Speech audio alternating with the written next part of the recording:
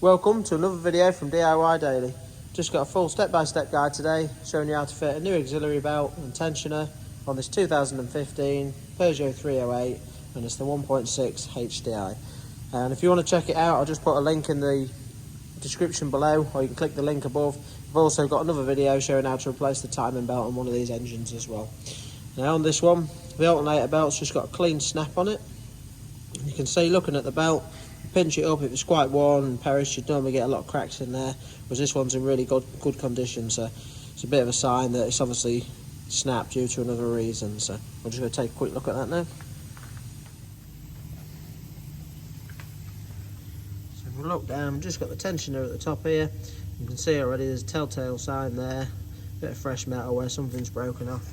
If you grab the tensioner itself, there's actually no spring in it at all, it's just completely collapsed.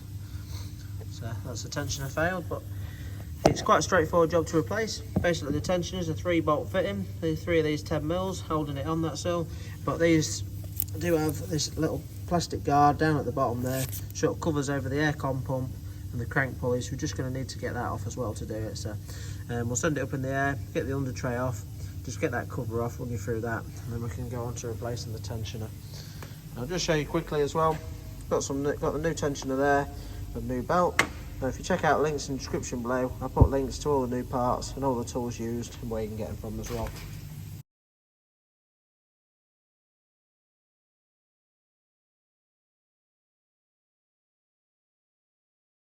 If you haven't already subscribed to the channel, just click on the red subscribe button below to make sure you don't miss out on any future content. We've got quite a few other videos on some Peugeot stuff. There's a few other videos you might want to check out on there as well. And we'll just get it up in there and get started.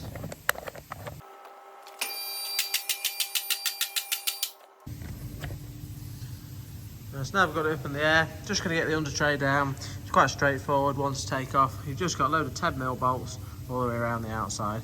So a couple at the front and the side here, and just follow it around. There's a few at the back. Just work your way around. I think there's about 6 or 8 in total. So we'll just get them 10mm out and drop the under tray down.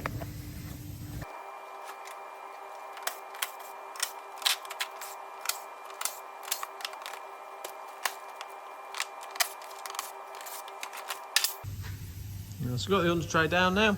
There was just 3 bolts just hidden at the front as well there, so, and 2 in the centre. But we can now see the bottom section of this sort of guard on there. Basically to get that off, you've got a 10mm from up underneath here. Got a 10mm in there. I think these are the only 2 we're going to get off from underneath. Then we'll drop it back down, sort of access all the others on top. So there's just a couple down the side that we'll need to get out. So we'll just get them off for now.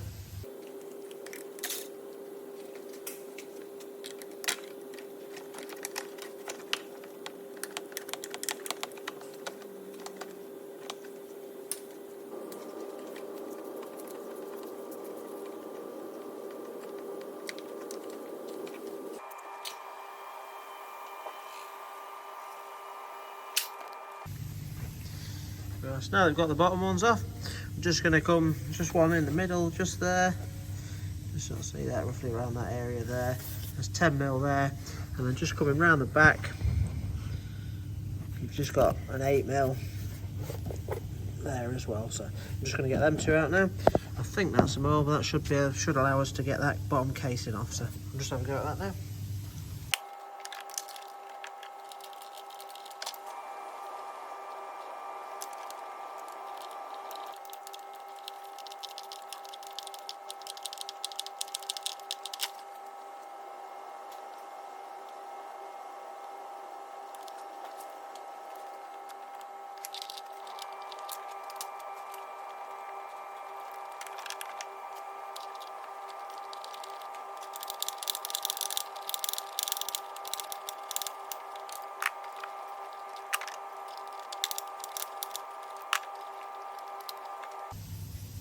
So that's the protective cover out the way. You can just see, obviously the bottom one where the 10mm went through there.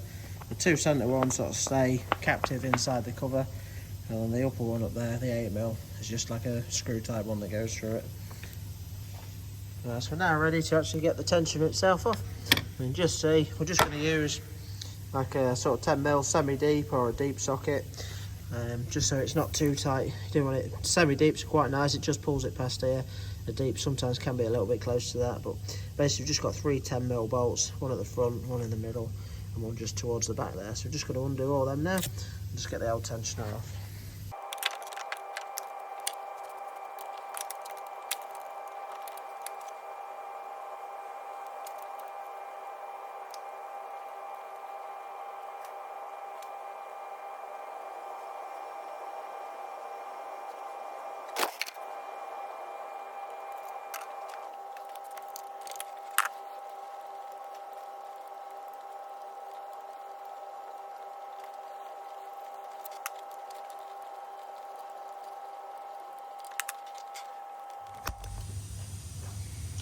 So now that we've got the tensioner out, and just say as you try and work it, it's just completely knackered, all collapsed inside. That should be solid with a really good spring on it. You won't be able to just turn it by hand.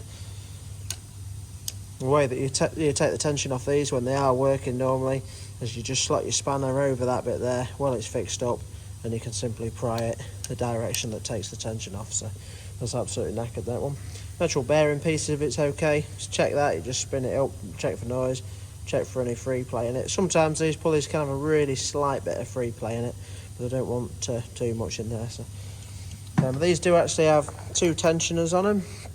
This one's classed as the upper tensioner, and then it just has a lower tensioner just below the alternator there.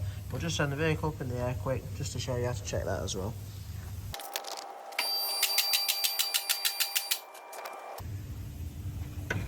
This will be the lower tensioner, sits just above the aircon pump there. The way to check it, you always want to be any sort of pulleys. If there's an idler pulley, you just want to be again just spinning it, checking for the free play. That's fine there. But you also just want to check if you just use 15mm spanner and just simply put your spanner onto the just trying to show you, put your spanner onto the tensioner there, and you can just work it. If you just turn it in a clockwise direction, that should just move the tension around there, so just to take the tension off it. So that's, you feel that's nice and smooth and all right there. So nothing wrong with that lower tensioner.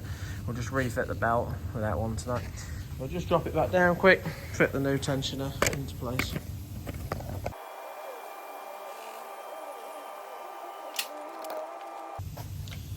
So just going to bolt the new tensioner up now. I haven't actually got the torque settings for it, but they don't want to be mega tight. It's just a reasonable nip really. And you'll just see on the new one there's a pin in there, and basically that's holding it with the tension off. You always want to leave that in until you've fitted it. It just makes it really easy that when you've got it on, it'll make it a lot easier fitting the belt. So if you take that off, it's not a problem if it is out. You can put it on, then you can use your spanner to adjust it. But so if you leave that pin in there, it's just set off ready, and get the belt round and then release the pin. So we'll just put that into place now and nip them 3 10mm up.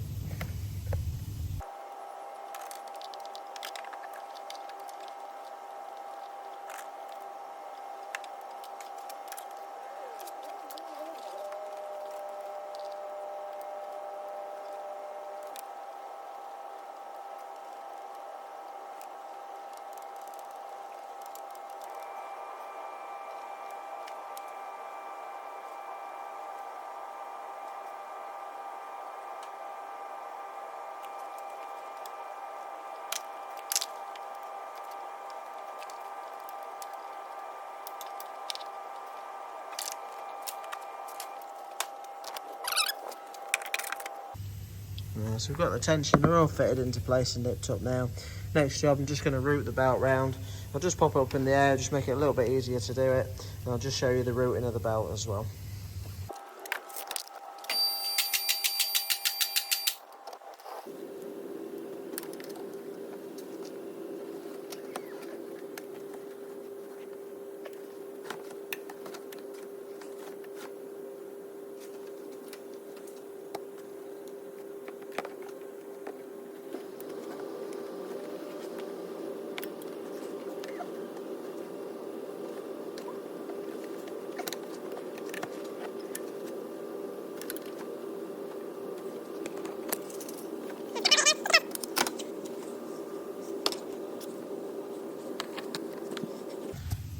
Right, so I've now got the belt routed round. Because it's so tight, it's a little bit tricky to all show it sort of on the camera, but basically it wraps around the crank, comes around the aircon pump, goes around this middle tensioner up to the alternator there. Try to focus on that. And then it goes back on the bottom side of the top tensioner and back round the crank pulley. But the way this sort of twin tensioner setup works, basically you can't just, even with that tensioner back right off, you can't just get the belt on. You need to put your spanner onto the middle tensioner there, and if you work that in the clockwise position, you need to hold it right back. You can sort of route the belt most of the way around, and then put your spanner on, pull your tensioner off, and just hook it the rest of the way. I always find it easier to loop it around everything, barring the crank, just because there's not so big like a lip on the outside there. So, and then when you're ready to put it around the crank, as you just pull that bit of tension off there, and you can just clip it around the rest of the crank there. So, and once that's on, just sort of check it's located in all the pulleys properly. Then you can remove your spanner, and we'll just drop it back down and release that pin on the top tensioner.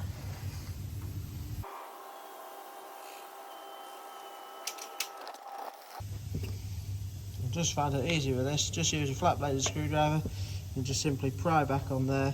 Just take the tension off slightly, just so you can pull the pin out.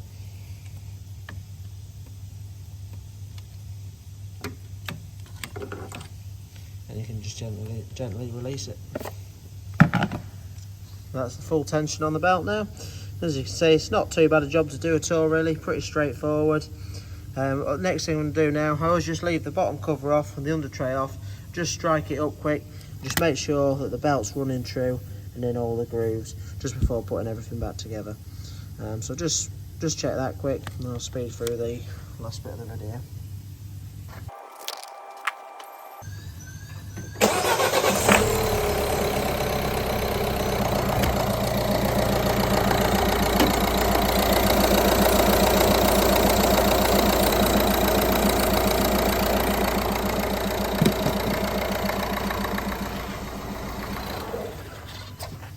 You can just see everything's running nice and true there. I've just turned it off now. I'm just going to, I'll just leave the video recording while I just fly through it and put everything back together. But that's the basic auxiliary belt and tensioner replacement. So just thought I'd share the video in case anyone wanted to have a go at theirs. If you like it, give it a quick thumbs up and subscribe to the channel. Don't forget to check out some of the other videos that I've got on there. And if you're interested in any of the parts or the tools used, just check the description below. There's links to them as well. So yeah, thanks for watching and see you next time.